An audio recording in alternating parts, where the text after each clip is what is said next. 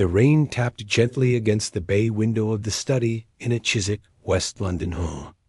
Emily, 20 years old, a university student home for the term, slouched in a wingback chair, her white t-shirt and light blue wide-leg jeans reflecting her casual contempt.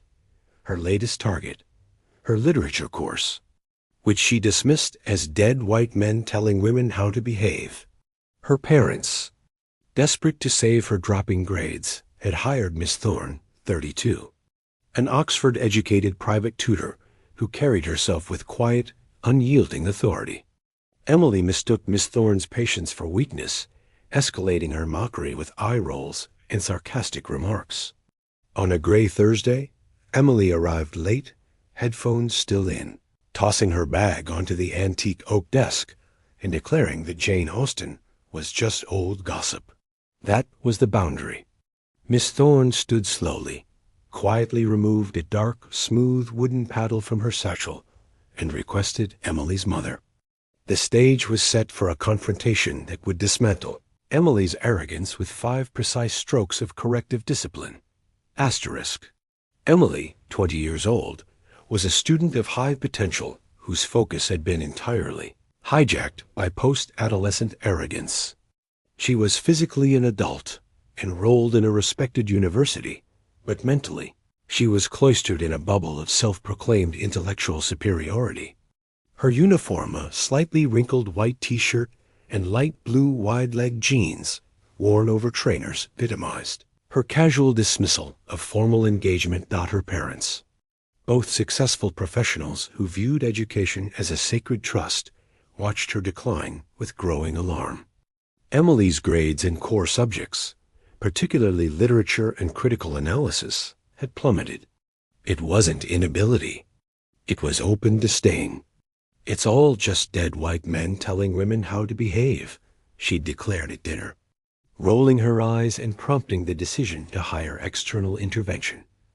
Miss Thorne, 32 years old, the home tutor, was the antithesis of Emily's current attitude. A graduate of Oxford with a decade of teaching experience, Miss Thorne was quietly formidable. She arrived for sessions in a tailored navy blazer, crisp white blouse, matching pencil skirt, and low black heels. Her dark hair was always pulled back neatly. Her voice, though calm, never wavered. Their initial sessions in the Chiswick study room, which smelled of Earl Grey tea and old paperbacks, were strained. Emily, 20, answered questions with minimal effort, adding sarcastic asides under her breath.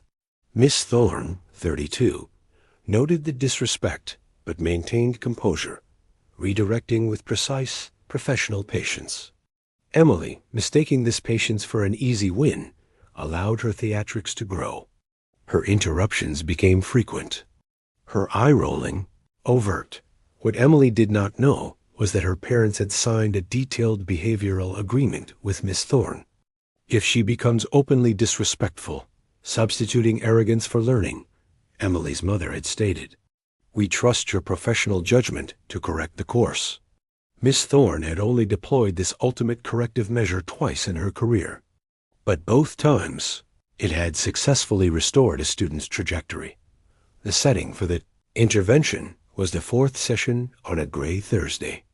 Emily, 20, strolled into the study 10 minutes late, earbuds still in her ears. She tossed her canvas bag onto the antique oak desk with a deliberate thud that made Miss Thorne's teacup rattle. Without apology, she flopped into her chair and resumed scrolling through her phone. "Emily," Miss Thorne, 32, said evenly, her voice cutting through the silence, "we are discussing Austen's use of irony in Pride and Prejudice. I'd like your thoughts on Elizabeth Bennet's refusal of Mr. Collins." Emily didn't look up. Honestly, it's just rich people drama. Who cares if she said no to some creepy cousin? It's not like it matters now. Miss Thorne set down her pen. It matters because it's one of the earliest literary portrayals of a woman asserting autonomy in a patriarchal society. Emily, 20, snorted. "Right, and you're still quoting it like it's gospel. Maybe if you lived in the 1800s, it would be impressive. But today, it's just old gossip dressed up as literature. A beat of absolute silence followed. Miss Thorne's gaze remained steady. Dismissing a text because it's old doesn't make you modern, Emily. It makes you uninformed. That stung. Emily's eyes flashed. Oh, sorry. I forgot you're the oracle of dead authors. My bad for breathing the same air. She leaned back, defiantly propping her trainers on the edge of the polished oak desk, scuffing the wood slightly. A moment later, as Miss Thorne gently corrected a grammatical error in an essay, draft pointing out the misuse of there, for there, Emily groaned loudly. Ooh, seriously, you're nitpicking commas now? Like you've never slipped up. Before Miss Thorne could respond, Emily reached for her water bottle and accidentally knocked it over.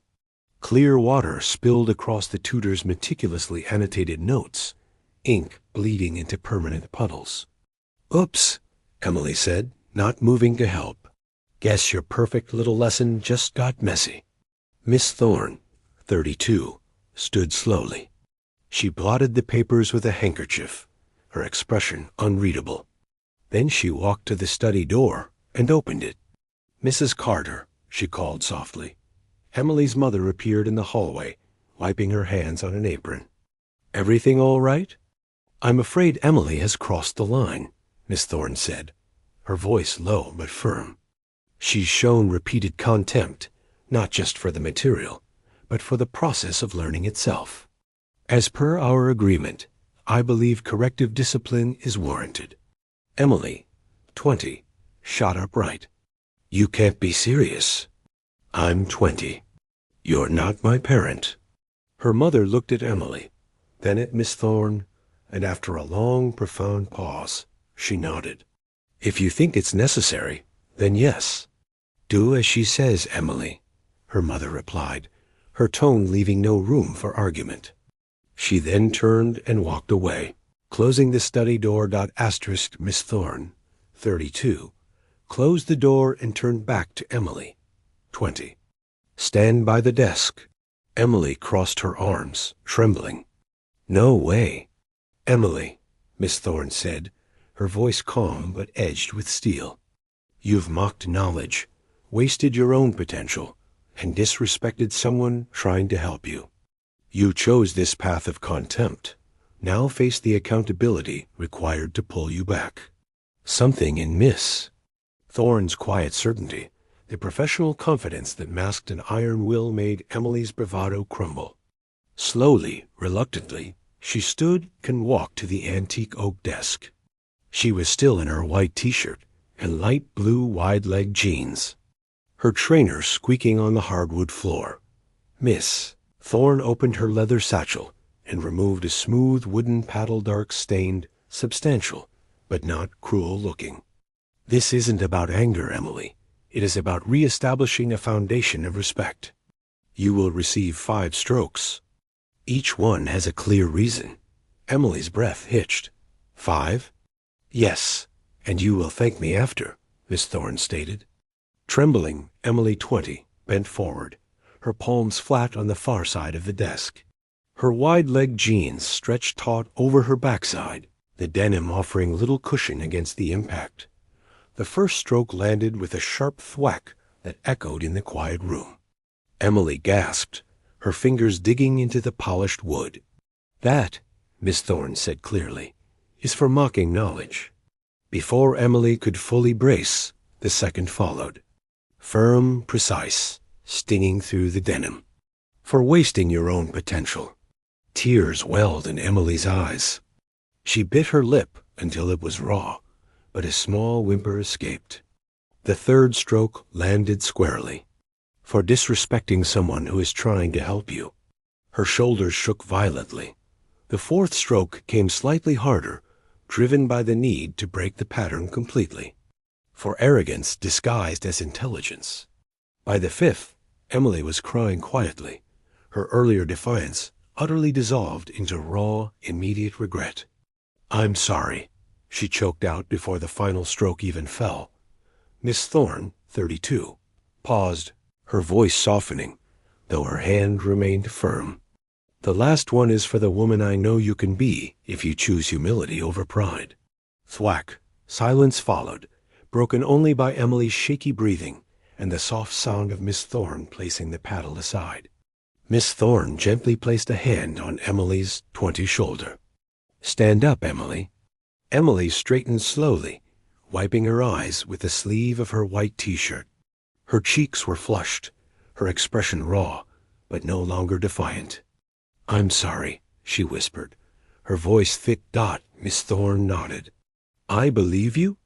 Now let's try that passage again, this time with an open mind." Emily, 20, didn't argue. She sat, pulled her notebook close, and truly listened. As Miss Thorne explained Elizabeth Bennet's quiet rebellion, not as old gossip, but as a radical act of self-respect in a world that demanded obedience, Emily saw the text with new eyes. The rest of the session passed in focused quiet. When the session ended, Emily, 20, gathered her things without a word. But as she reached the door, she stopped and turned back to face her tutor. "Thank you, Miss Thorne," she said softly. Miss Thorne, 32, gave a small, approving smile. "You're welcome, Emily. I expect you to show up on time next week." The following week, Emily arrived 10 minutes early. She was in the same white t-shirt and light blue wide-leg jeans, but her phone stayed secured in her canvas bag. She asked questions. She took meticulous notes. She even brought a printed copy of a modern feminist essay to compare with Austen's themes, an act of genuine intellectual curiosity. Miss Thorne, 32, didn't mention the paddle again. She didn't need to. It remained in her satchel, unseen, but its lesson was woven into every respectful word, every thoughtful question, every moment Emily chose to engage rather than dismiss. The arrogance was gone, replaced by a focused, determined humility. Her grades saw an immediate, drastic improvement. The contempt had been a block. Once removed, her natural intelligence flowed freely. Her parents, immensely relieved, expressed their deep gratitude to Miss Thorne. One evening, Emily was speaking to her mother about the literature module. "I actually like it now, Mom. Miss Thorne made me see that if you dismiss history just because it's old, you dismiss the context for your own freedom." Her mother smiled. "That is the best grade you could have earned, Emily. Not the A, but the understanding." Emily, 20, was now on a clear trajectory, thanks to the swift, decisive intervention by Miss Thorne, 32. The arrogance that had threatened to derail her academic career was broken, replaced by the quiet, focused confidence of an adult who understood the true cost of disrespect. Outside the Chiswick house, the London rain had stopped. Sunlight broke through the clouds, glinting off the wet pavement. A quiet, lasting promise of clarity after the storm. In this fictional scenario, do you view Miss Thorne's, 32, intervention as professional or over the line? Given her agreement with Emily's 20 parents, can the sharp physical sting of correction be more effective for breaking deep-seated adult arrogance than weeks of verbal counseling?